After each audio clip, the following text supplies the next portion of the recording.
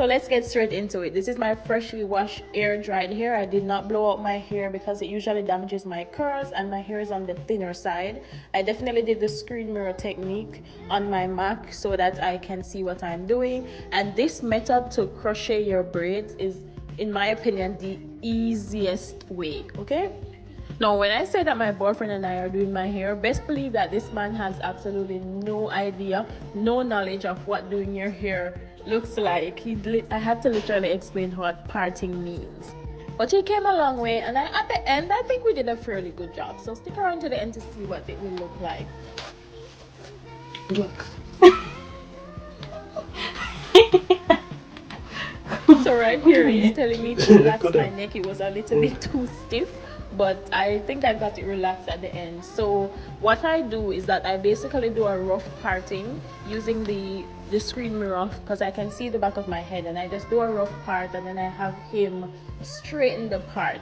So his first job was to straighten all the parts, and I think we did a good job. So this is what the back is look like. We used the elastic method, so we just did little squares and then add the elastic. Then this is the complete back of my head after installing all the elastic bands, and this again is the hair that I will be using. So the method that I use to install the crochet is that I add the gel to my hair, install the crochet, and I will show you a more detailed installation at the front, and then I just loop the hair through as well as my hair, pull it tight, and then I separate my hair in two, and I unravel the top of the crochet, and I just twist my hair into the crochet. It's the easiest method, and trust me, I think it saves a lot of time. Now, we did take a little bit over 9 hours, but we had a little bit of stoppage time. This is him installing his, because I showed him how to do this, and his job was now to install all these strands, and then I would be twisting my hair into that. So here's a more detailed clip of me twisting in my hair into the installed crochet strand. And yeah, I use a little bit of got to be spray to just keep my hair tamed and not get too frizzy too quick. And this is what it looks like after twisting in my hair into the passion twist. And that is what the back looks like. It took me about 4.5 hours to complete the back.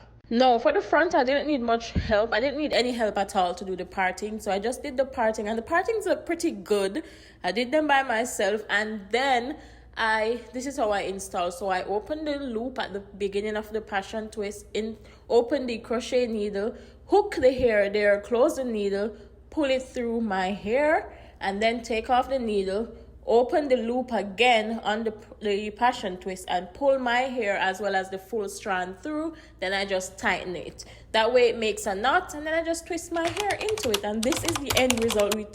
We ended at 6 p.m. So I would say we took about 8 hours because we did stop a little, and this is the final look. Tell me say it no look good. This look like it's professionally done. So yeah. Come on, what happened to time? So I'm so grateful for his help, to be honest, because we did a good job. Let me know what you think.